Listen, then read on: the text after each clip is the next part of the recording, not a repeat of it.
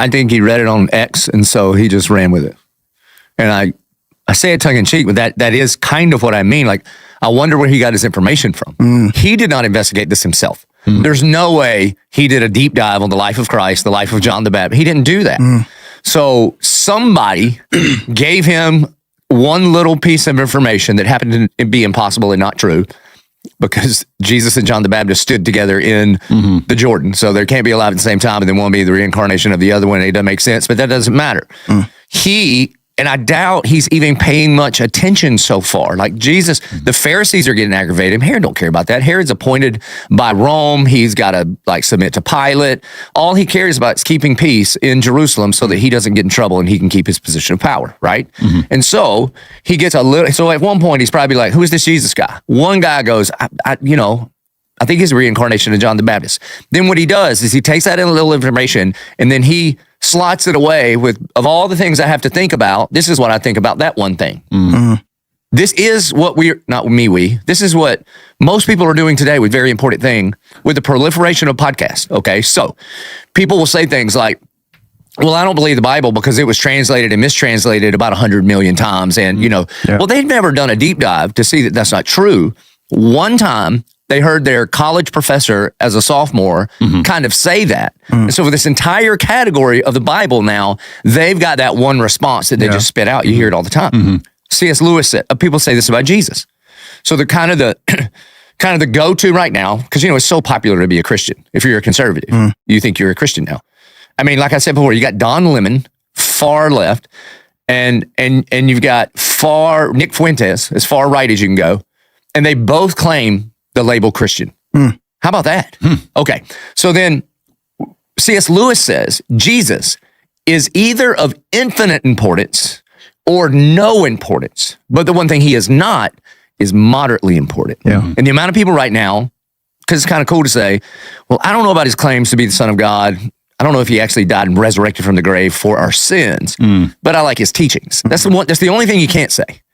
What that actually means is that some people have listened to some very, very, very popular podcast today. That's what that guy said, and they just took it, even though it doesn't make sense, because they didn't do a deep dive for themselves.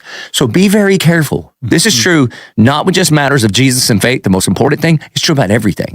So you hear your favorite pundit give one line that you like about whatever the thing is. Ukraine, Gaza, Iran, the southern border, whatever. You haven't done a deep dive whatsoever, but you've got here's the slogan that somebody told me, and now I'm just parroting it. That's what I think always happens. This word, this Jesus thing, if you're listening to the Deep End podcast, I'm preaching to the choir, because I would assume you've probably, why would you listen to this? This is just three pastors going deeper into the text that you just preached or will preach. But it's worthy of investigating for yourself. At least later, Pilate is going to go nose to nose with Jesus and say, all right, man, let's talk. And there's some back and forth there. And then at least he makes an informed decision out of fear. The decision he makes is terrible. But at least he makes his own decision, even though his wife is like, you want to do something else. It seems to me Herod, what you're going to see, is just highly influenced by the voices around him. You should pay very close attention to the voices you allow in your ears. Psalm 1 says, blessed is he who does not walk in the way of the wicked, stand in the way of the sinner, or sit in the seat of the mocker. There's a progression to it. I would add to that, blessed is he who doesn't listen to the podcast of the wicked, or totally ingest the YouTube stuff of the scoffer. And that, you know what I mean? And so you got to pay very close attention to it. It is worth, if you think you are somewhat autonomous, if you think you have at least two brain cells that will work together in your head, it is worth you discovering who this man Jesus is for your own self, instead of just hearing some word and then saying, that's what I think about that. I think that's the saddest thing. And it's one of the frustrating things about what we do as preachers is it's both frustrating and liberating. The fact that we cannot change the hearts of people. What we do is we bring you as close as you can. We present the truth to you and say, man, would you do the hard work of doing the investigation? Because what we see here is, man, you can be close and not be in. That a lot of people think, well, because I have proximity, then I'm okay. Especially our context. The proximity that we have to the Bible, to a local church, to fellowship, to all the things.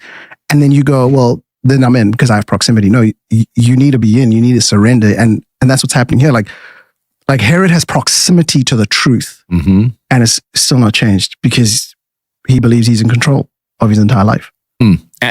On the positive impact of things like podcasts and YouTube and all that, one of the things that I've noticed, I've been doing this for 33 years, almost 34 years.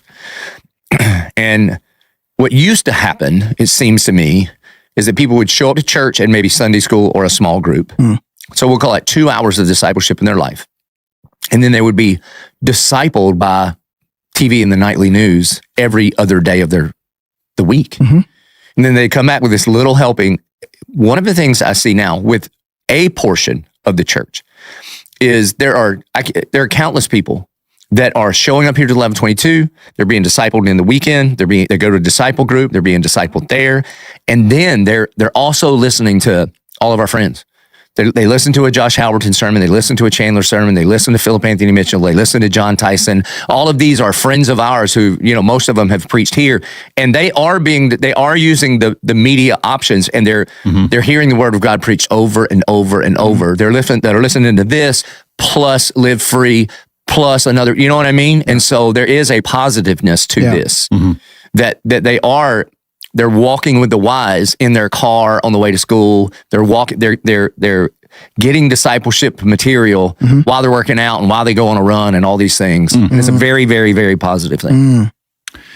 We were talking before we started recording. We were walking over here. We started talking about how Matthew's brilliance of how he's putting his gospel together.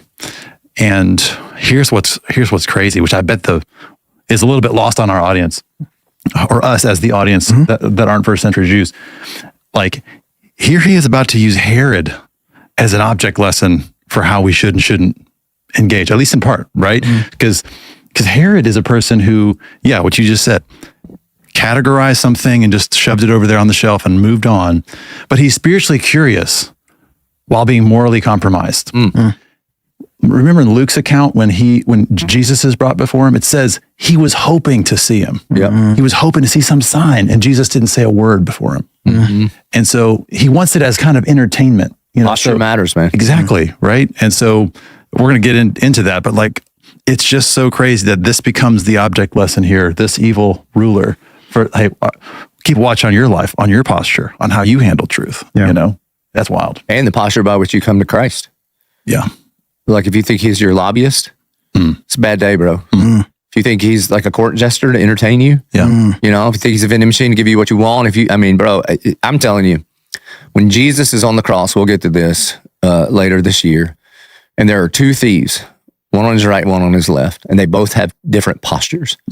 One is poor in spirit, and one is proud in spirit. And the number of people that show up to church, like the guy saying, if you are who you say you are, then do this for me. Right? Then there's this other guy. It's like, I don't deserve anything. I'm not trying to make a deal with you. Will you do me a favor? And that is the only way to come to Christ. You owe me nothing. He says, I made this mess for myself. Correct. Owns his condition. I think that also provides a little bit of a reason that maybe John would have had to call Herod out on some of his misdeeds, right? What got him in prison in the first place. Because if Herod is a spiritually curious person and he hears about this guy, John the Baptist, he says, well, bring him in here. I'm curious. Let's talk to him. And then gets a dose of the truth and is told what you're doing in your, quote unquote marriage is wrong. And how many people do that week in, week out? It's like they come and they hear, and then they the Bible will call it, they harden their hearts to the truth. They turn away from it. So you're spiritually curious. It's everybody wants to submit. There's another way to look at it until you disagree. And the gospel is constantly going, hey, the way that you live is not in agreement. It does not go the way that God wants for you.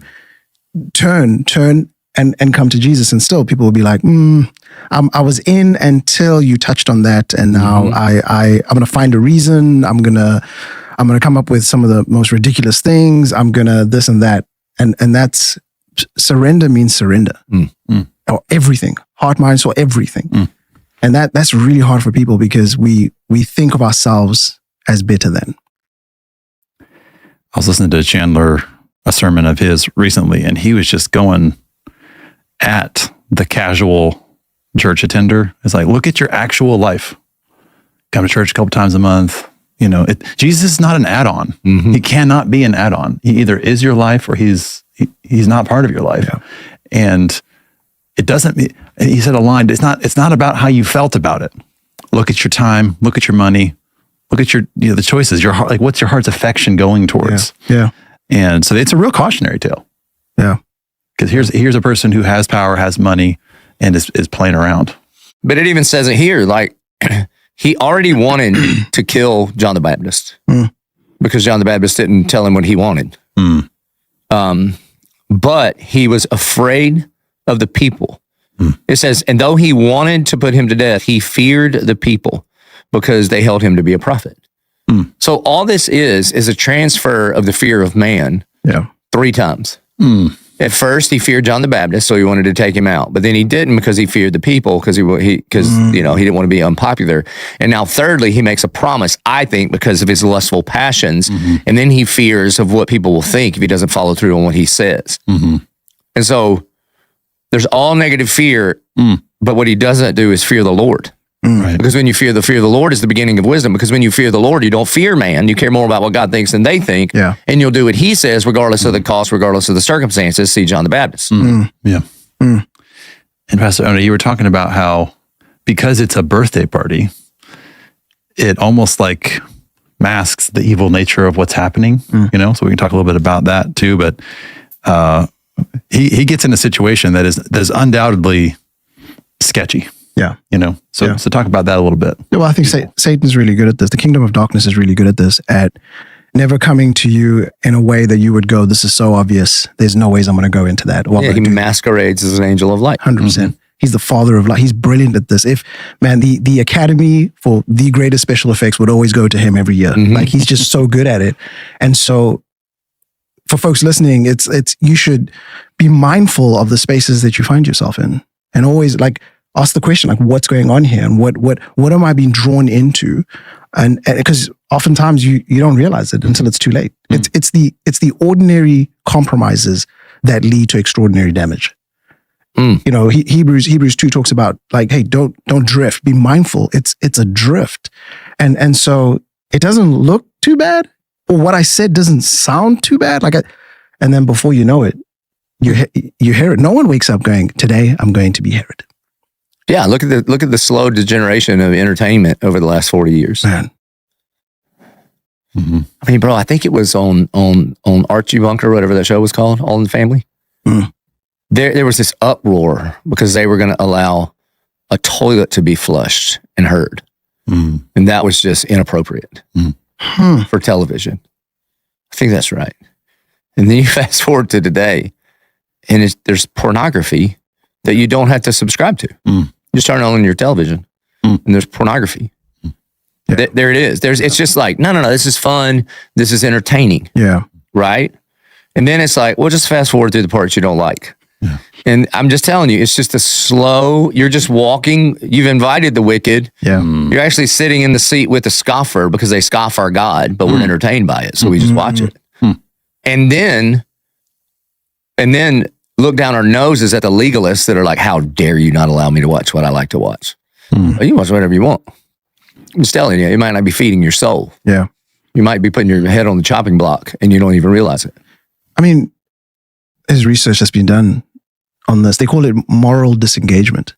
And what it shows is that it's the small things, but those small things are constantly rewiring you every single time, where you get to the point where you're a completely different person. Well, the opposite is true. How do we grow in our relationship with Jesus as he is molding us and shaping us to become more and more like him? It's from one degree to the next. It's the small things. So oftentimes we want to make this massive jump to be like, from here to here, and then I'm going to be amazing. It's like, no, it's the small steps of obedience. But it's true the other way, because Satan in the kingdom of darkness just goes, well, if it's working that way, how can we manipulate this? Because Satan can't create, right? He just counterfeit. So he goes, let me take a similar strategy and work it on them, and they won't even notice it. So if you back up to the 80s when the gay rights activists were really beginning to form together, a part of the strategy was to get involved in the entertainment business to try to normalize, to just make this. So they worked really, really hard in Hollywood and Disney and places like this so that they would just normalize what used to be called sin. And it was a ploy. It was a tactic, you know? I mean, I'm all for people having rights, but I'm not okay with what God calls sin, calling normal. That is not okay. And then, and it works so well that now if you speak against it, you're the evil one. Yeah. Even beyond that, not only if you don't speak against it, or not only if you speak against it are you evil, but if you choose not to celebrate it, then now you are on the other side of the ledger and you are the evil one in our society. It was an actual strategy. Yeah. I heard recently, this is an example of how science catches up with some of what you're saying. Habit formation is always happening. So every time you do something, it has the potential to be repeated and reinforce it unto a habit. Yeah. You know? And so there is, I forget where it was, I heard it, but it was like, there is no neutral action. It's you're either moving this way towards habit formation or away from it. So that was interesting. So everything that you're doing has consequences.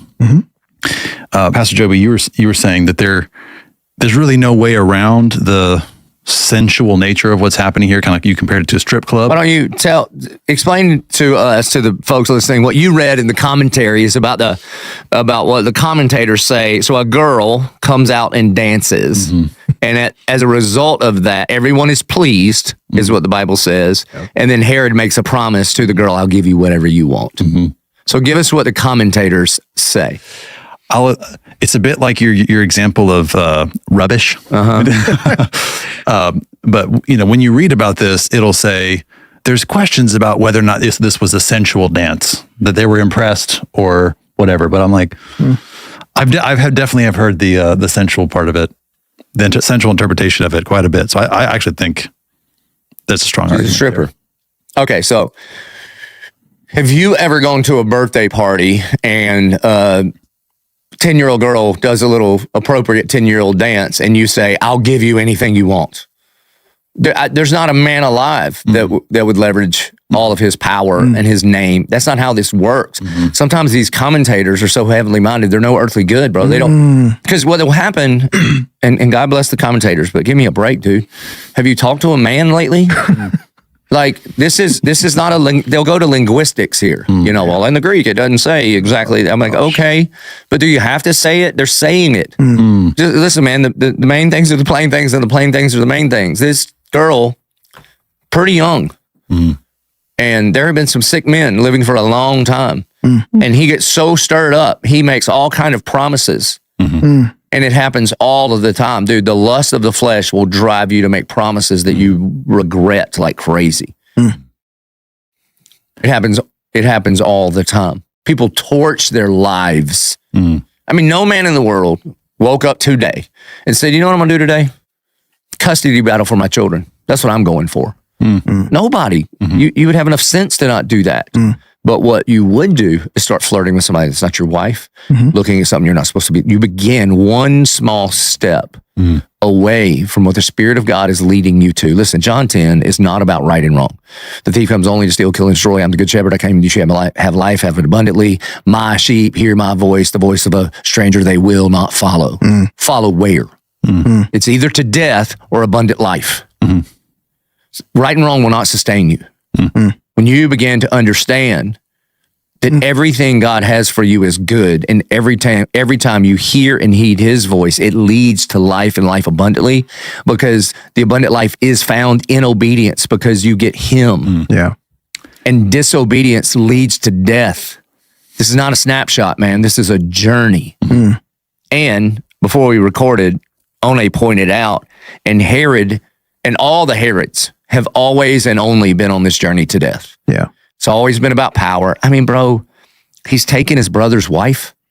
So obviously this is a sexually perverse God that does not appreciate people. He just uses people to get what he wants. So what are you going to divorce all of his track record now? No, it's just happening once again. His dad was Herod the Great, who was that builder, but killed several members of his own family because of his paranoia. Correct. And somehow he survived. So, and a bunch of kids. Yeah. And this is the one who wanted good grief. But here's the thing. If you don't think you can't be Herod in about 2 seconds, you're too dumb to talk to. Right. Yeah. I mean, you could, the lust of the flesh will scream so loud in your life. You think, if I don't eat this, if I don't drink this, if I don't take this, if I don't touch this, if I don't watch this, if I don't take the next step, I'm going to die. It's kind of like Esau. Right. He goes out hunting. The lust of the flesh takes over because when he comes in to see his brother Jacob, who has made some red lentil stew, he's like, I am perishing. You're not actually perishing. 8 minutes ago, you were stalking stag in the hills, okay? You're going to be fine. Give it a break. Take a nap, have a Twix or something, a Snickers. But he's willing to trade all of his birthright for some stew. And you go, how dumb are you? We all have a tendency to do that. The question just is, what is your stew? And you should war against that. Like if somebody offered me drugs, they would have to explain what it is. I don't know anything about drugs. I remember the first time I was in a room and somebody was smoking pot, I was like, I've got to get out of here. I was just like, the SWAT team is going to kick the door down. That's just not my world, bro. There'd be no chance I'm going down that road. But there's 1,000 other things. Yeah. That if I don't war against those things, and if I didn't have decades of gospel-driven victories in my past, then I would be more tempted to walk down that road. I mean, how many guys in our seats have gone for the stew? And they sacrificed all their ministry, all their moral authority, their marriage, their relationship with their kids, because they went for the stew. So this is Herod. The phrasing here is kind of interesting. Because he made he promised with an oath to give her whatever she asked. And it makes me think, have you ever heard and I've talked to Charles Martin about this, you make promises to yourself, and you kind of touched on it just a minute ago, you make agreements.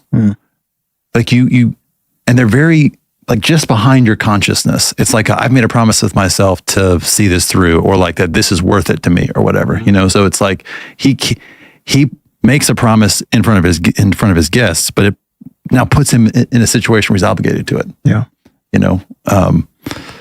Obligated because of the fear of man. Correct. That's crazy. He could have at any point gone, you know what? Hold on, I can't. Hey, I repent. But he doesn't. He double downs on it. So it's from one trap to the next trap to the next trap to the next trap. And I don't care who you are, but power without peace will always feel like a prison, regardless of how you got the power, right? Whether you know how you got it was wrong or how you're keeping it is wrong. But I'm telling you, you will never find peace. I don't care who you are. And that silence, you'll sit with the silence, but one day when the light shines on it, and it will, it's going to be way louder and way heavier than it originally was. Sorry, Pastor Joby. For me, it's like you said it, and you had the opportunity still to go, hold on, no, I can't do this. Yeah, he could have been poor in spirit. Yeah. He had the opportunity to humble himself and say, I was wrong. I overstepped. Can you imagine if politicians would do that today? Oh my gosh. Say my bad. I was wrong. It'd be crazy, but we don't. Here's what's unbelievable about us. We will double down on some sort of man-made bro code and have no problem rejecting the revealed word of God. Oh my. I mean, the word says, don't even make an oath. Let your yes be yes and your no be no. Don't be swearing by nobody else. Just say yes and do what you say, and say no. And if you get jacked up, just say, my bad. Come empty-handed. And so, I mean, his posture never changes. Yeah. His posture was all about me and mine, trying to protect him. He arrests John the Baptist to protect himself. He makes the promise to try to get what he wants, and then he follows through on it because he doesn't want to lose credibility with the crowd he's in front of. And I'm not just talking about Herod. I mean, you might be sitting in your cubicle right now and you've done the same thing. Yeah. Chandler was here for his book tour thing, and he writes about it in his book, Becoming Like Jesus. There's a guy, high-end executive at the Village. He was talking about persecution. And, in Dallas and Jacksonville, we're not going to face the kind of persecution today like they do in Nigeria, all right? But you might get labeled, you might get left out because of your beliefs. And this guy is a faithful Jesus follower, high-end executive for this conglomeration that bought this like worldwide bunch of website stuff, and they bring it to him to run this all. Pornhub would be one of the customers. And this guy goes, I'm not doing this. And the company's like, yes, you are. I mean, they're like one of our most lucrative ones. And they're like, you better keep your faith to yourself. That's fine. Whatever you believe is fine. But you work here, this is what you do. And he's like, no. The answer is no. Then they're like, well, then just give it to somebody on your team. He's like, hold on 1 second. So I think this is not just immoral, but poison. You want me to hand it to my 35-year-old married with little kids employee that works for me, and you want me to blow his family up? I don't think so. So they didn't fire him. They couldn't because the guy had too much credibility. So they just locked him out of everything. They just said, okay, fine. They isolated him, put him over here, and boop, they plopped him. Everybody else goes into the rooms to talk about the future of the company. So what are you going to do in that moment? I mean, Galatians 1:10 is a sweet verse. It's cool as long as you don't have to apply it to anything. You know what I mean? Yeah. Am I now trying to win the approval of man or of God? All right. But when it costs you your job, okay, now that's the kind of thing that will ruin you. That's power without peace. Yeah. And you are locked up, bro. Yeah. It's like quoting Philippians 4:13 without 12 and 14. About persecution and starving. Yeah. I can do all things through Christ who strengthens me. As long as they're on the football field and not in life. Hunger, want, prisons. I can do all things. Right, exactly. But people go, where is that? Where did you read all that other stuff? It's like, just keep reading. Yeah. Right. I'm so glad you said that, because it's a perfect example of, you mentioned it before with John the Baptist. It's not always going to go good. Like, it's really you don't come to Jesus because of the prosperity. It's going to be cotton candy and Cadillacs, like you say, but also it still might be hard, or it might go badly for you. And John the Baptist is the perfect example of that. Yeah, let's unpack that a little bit more. Okay, so if you follow Jesus for cotton candy and Cadillacs, cotton candy and Cadillacs are your God, and Jesus is a means Correct. to you to worship you. And he refuses to be a part of your idolatry.